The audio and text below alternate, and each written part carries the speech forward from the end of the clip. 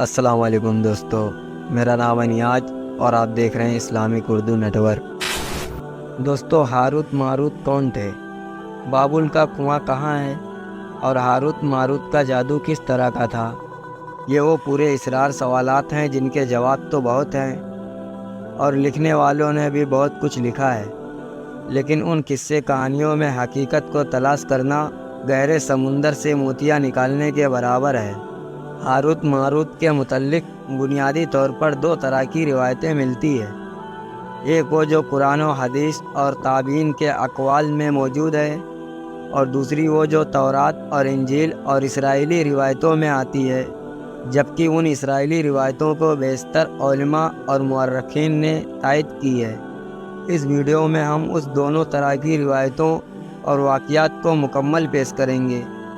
دوستو، روایتوں کے مطابق حضرت ادریس علیہ السلام کے زمانے میں ایک مرتبہ آسمان اور زمین کے درمیان سے پردہ کو ہٹا دیا گیا تو فرشتوں نے زمین میں آباد انسانوں کو دیکھ کر تعجب کیا اور بولے، یا رب العالمین، ہم گناہ کے قریب بھی نہیں جاتے، جبکہ یہ بنی آدم گناہوں میں اتنے مبتلا ہیں۔ اگر ہم ان کی جگہ ہوتے تو کبھی تیری نافرمانی نہ کرتے۔ اللہ نے ارشاد فرمایا، انسانوں کو غصہ اور صحیوات دی گئی ہے، اگر یہ چیزیں تمہیں دی جائے تو تم بھی اسی طرح گناہ میں ملوث ہو جاؤ گے، لیکن فرشتوں نے کہا ہم ایسا ہرگز نہیں کریں گے۔ لہٰذا اللہ کے حکم سے فرشتوں نے اپنی جماعت میں سے دو بہترین اور اطاعت گزار فرشتوں کو چن لیا، جن کا نام ہاروت اور ماروت تھا۔ اللہ نے ان دو فرشتوں میں انسانی فطرت اور صحیوات ڈال کر دنیا میں بھیجا۔ وہ شہر بابل میں دو خوبصورت انسان بن کر آئے اور قاضی کے کام پر مقرر ہو گئے، جہاں وہ لوگوں کے درمیان فیصلہ کیا کرتے تھے۔ ایک دن ان کے پاس ایک عورت اپنا مقدمہ لے کر آئی اور کہا کہ اس کا شوہر اسے بہت پریشان کرتا ہے۔ ہاروت ماروت نے جب اس عورت کو دیکھا تو وہ اس کی خوبصورتی اور حسن سے مرحوم ہو گئے اور اس پر عاشق ہو گئے۔ انہوں نے اس عورت سے جینا کی خواہش کی تو عورت نے ان سے کہا، تمہاری یہ خواہش میں تبھی پوری کروں گی جب تم بت کی پوجا کرو، شراب پیا کرو یا میرے خاوند کو قتل کر دو۔ ہاروت ماروت نے شراب نوشی کو چھوٹا گناہ سمجھ کر پی لیا اور نشے کی مستی میں دو اور کبیرہ گناہ کر بیٹھے۔ اس عورت نے ان سے آسمان پر چڑھنے کا عمل بھی سیکھ لیا، جس کے ذریعے وہ آسمان پر جاتے تھے۔ جب عورت اس عمل کے ذریعے آسمان پر گئی تو اللہ کے حکم سے اسے ستارے کی شکل میں مست کر دیا گیا۔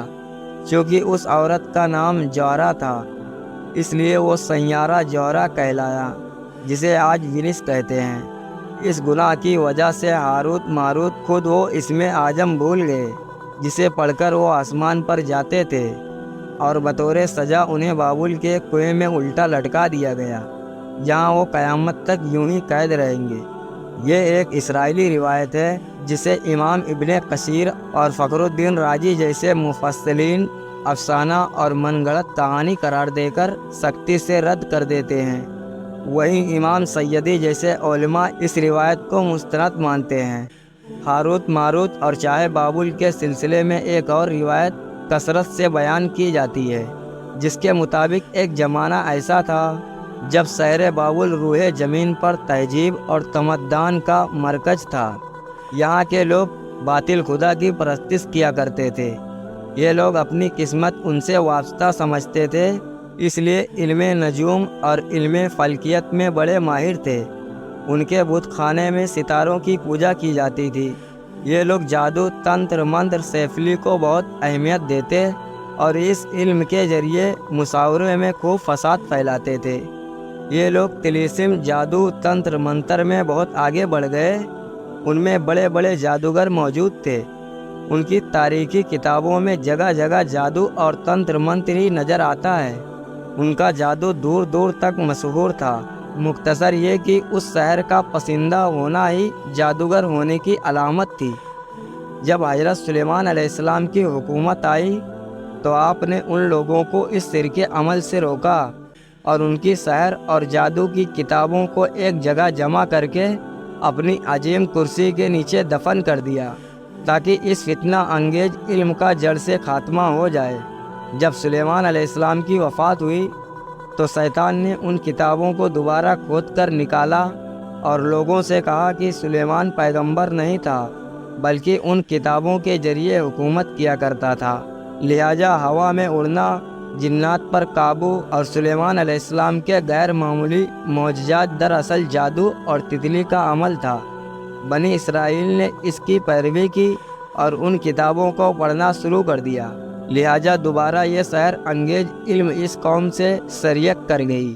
اللہ نے سلیمان علیہ السلام پر لگائے گئے الزام اور تہمت کی نافی کرتے ہوئے سورہ بقرہ میں فرمایا، اور انہوں نے اس چیز کی پیروی کی جو شیطان سلیمان کی بادشاہت کے وقت پڑھتے تھے، اور سلیمان نے کفر نہیں کیا تھا لیکن شیطانوں نے ہی کفر کیا۔ لوگوں کو جادو سکھاتے تھے اور اس چیز کو بھی جو شہر بابل میں ہاروت ماروت دو فرشتوں پر اتارا گیا تھا، اور وہ کسی کو نہ سکھاتے تھے جب تک یہ نہ کہہ دیتے کہ ہم تو صرف آزمائش کے لیے ہیں، تو کافر نہ بن۔